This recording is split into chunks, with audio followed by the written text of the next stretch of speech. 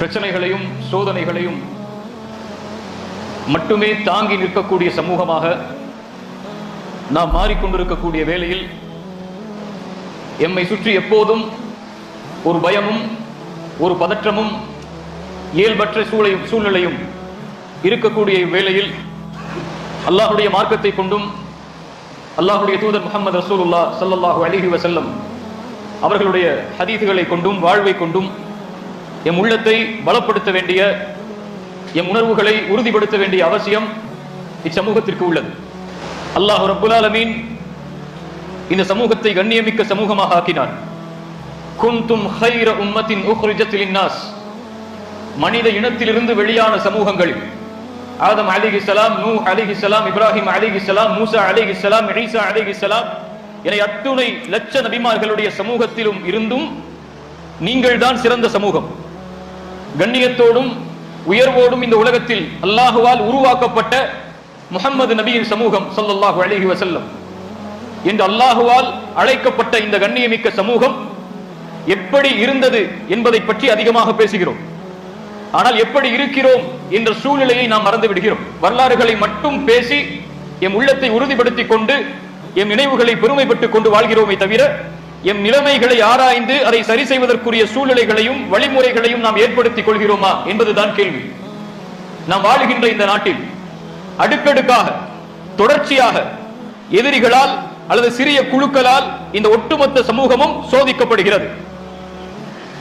இந்த நாட்டில் சுதந்திரம் பெற்று நாட்கள் கழிந்த நிலையில் மதச்சார்பற்ற நாடு என்று இந்த நாடு அழைக்கப்பட்டிருக்கக்கூடிய நிலையில் இங்கு வாழக்கூடிய எல்லா மனிதர்களும் சமம், மத வேற்றுமையின்றி, இன வேற்றுமையின்றி, மொழி வேற்றுமையின்றி இங்கு எல்லோரும் வாழ்வதற்கு அவர்களுடைய வழிமுறைகளை பின்பற்றுவதற்கு உரிமை உள்ளது என்ற அடிப்படையில் எல்லா மனிதர்களும் தங்களுடைய உள்ளத்தில் நாங்கள் பிறந்த நாடு இந்தியா என்ற ஒரு உணர்வை தாங்கி வாழக்கூடிய நிலையில் ஒரு குறிப்பிட்ட மதம் மட்டும் எப்போதும் தாக்கப்படுகிறது. எப்போதும் அந்த மதத்தை பின்பற்றுபவர்கள் சுருக்கப்படுகிறார்கள். இவர்களாக இருந்தால் நீங்கள் இப்படித்தான் இந்த பூமியில் இந்த நாட்டில் வாழ வேண்டும் என்ற வரையறுக்கப்படாத சட்டம் விதிக்கப்பட வேண்டும் என்று ஒரு கூட்டம் ஆசைப்பட்டுக் கொண்டே இருக்கிறது. சமீபத்திய காலத்தில் நடந்த ஹிஜாபுடைய நிகழ்வுகள், கர்நாடகாவிலே ஹிஜாப் தடை செய்யப்படுகிறது பள்ளிக்கூடங்களில். அதற்கு முன்னால் பள்ளிவாசல்களில் ஜமாஅத்தோடு தொழுவதற்கு சில இடங்களில் தடை செய்யப்படுகிறது. வெளியே நீங்கள் பள்ளிவாசலை விட்டு வெளியே தொழுவதற்கு ஒருபோதும் அனுமதிக்க மாட்டோம் என்று ஒரு கூட்டம் தடை செய்கிறது. மாட்டுக்கறியை சாப்பிட்டால் அவர் முஸ்லிம் என்றால் அடித்து கொலை செய்யப்படுகிறார். நடக்கிறதா இல்லையா? நான் வேறு ஏதாவது உலகத்தை பற்றி பேசுகிறேனா? நாம் எந்த உணர்வை தாங்கி வாழ்கிறோமோ, நாமும் நம்முடைய தலைமுறையும் எந்த நாட்டில் வாழ்ந்து பிறந்து உண்டு கழித்து என் தலைமுறைகளை விட்டு ஆண்டாண்டுகளாக வாழ வேண்டும் என்று ஆசைப்படுகிறோமோ அந்த நாட்டில் நாம் பின்பற்றக்கூடிய மதம், மத உரிமைகள் சில நேரங்களில் பறிக்கப்படக்கூடிய நிலைமைகள் ஏற்படுகிறது. ஏன்? நாமே இந்த நாட்டில் குடியுரிமை உள்ளவர்களா இல்லையா என்ற கேள்விக்கு உள்ளபடி ஒரு சட்டம் இயற்றப்பட வேண்டிய சூழ்நிலை வந்தது. அதுவும் கொஞ்ச காலம் ஒத்தி வைக்கப்பட்டது. இன்னும் ஏராளமான பிரச்சனைகள் என்னை விட உங்களுக்கு அதிகமாக தெரியும்.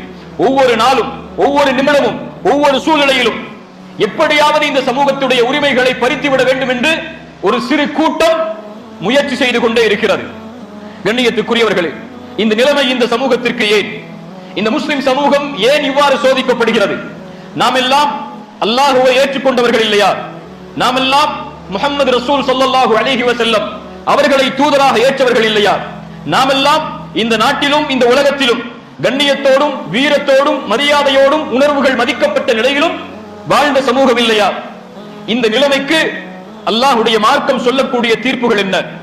எம் தூதர், எம் உயிரினும் மேலான எந்த நபியை இப்போது சமீபத்தில் விமர்சித்தார்களோ அல்லது அந்த நபி மரணித்ததில் இருந்து இந்த உலகம் அழியும் வரை அந்த நபியை விமர்சித்துக் கொண்டே இருக்க போகிறார்களோ அந்த முஹம்மது ரசூல் ஸல்லல்லாஹு அலைஹி வஸல்லம் அவர்கள் நமக்கு இந்த சூழலை பற்றிய செய்தியை நமக்கு எடுத்து சொன்னார்களா இல்லையா?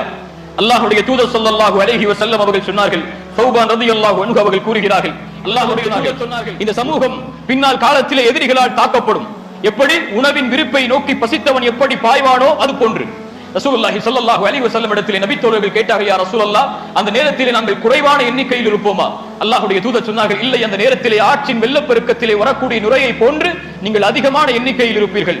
ஆனால் அல்லாஹ் ரப்புல் ஆலமீன் எதிரிகளுடைய உள்ளத்தில் இருந்த உங்கள் மீதுள்ள பயத்தை அல்லாஹ் எடுத்து அல்லாஹ் உங்களுடைய உள்ளத்திலே வகுனை போடுவான்.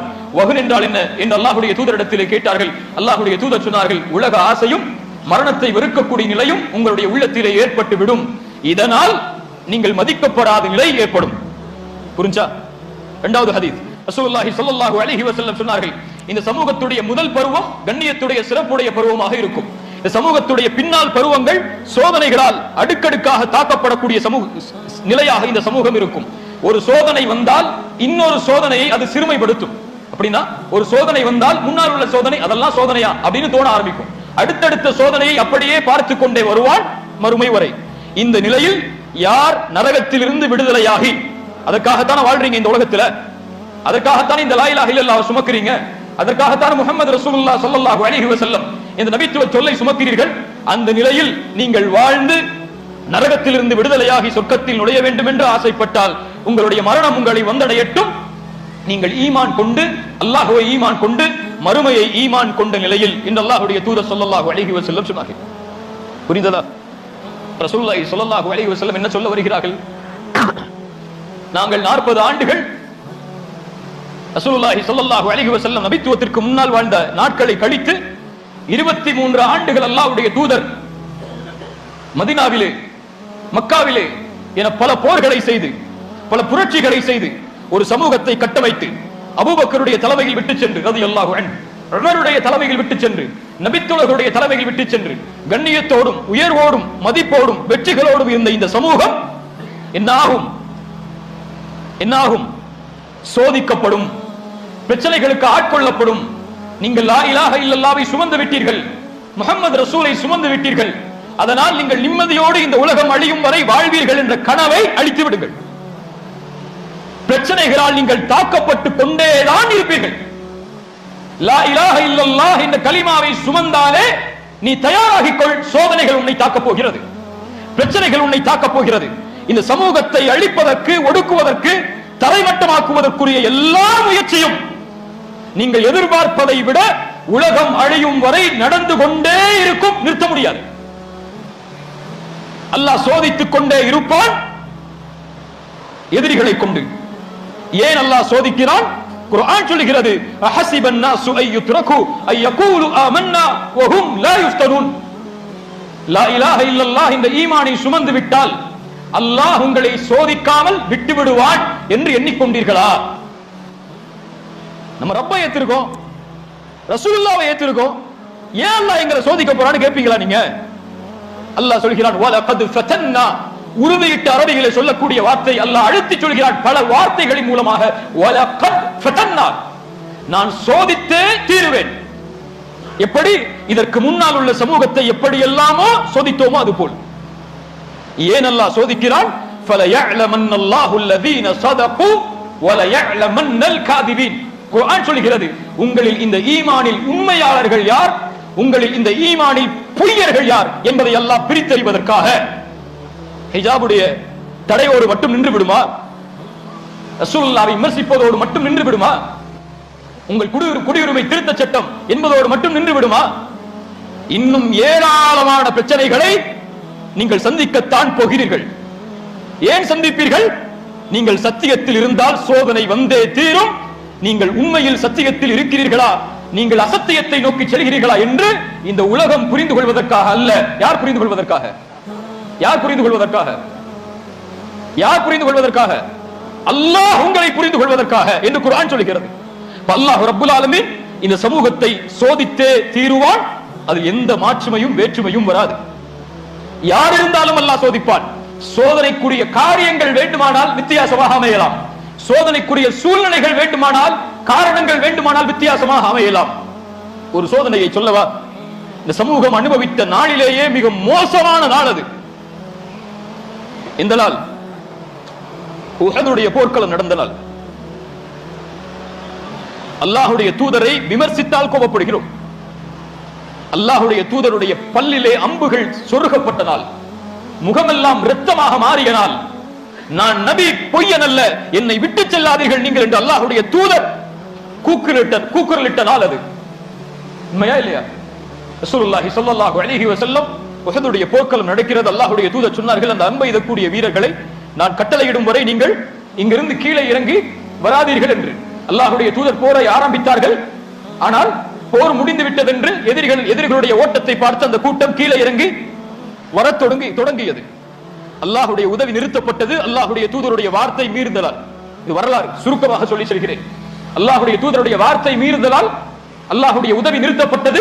அல்லாஹ்வுடைய உதவி நிறுத்தப்பட்டவுடன் நபியும் சோதிக்கப்பட்டார், அபூபக்கரும் சோதிக்கப்பட்டார், உமரும் சோதிக்கப்பட்டார். அவலம்மா அஸாபத்கும் முஸீபத்துன் கத் அஸபதும் மிஸ்லைஹா குல்தும் அன்னா ஹாதா. நபித்தோழர்கள் கேட்டார்கள். அல்லாஹ் குர்ஆனிலே சொல்கிறான், எங்களுடைய படைத்தலைவர் யார்? யார் படைத்தலைவர்?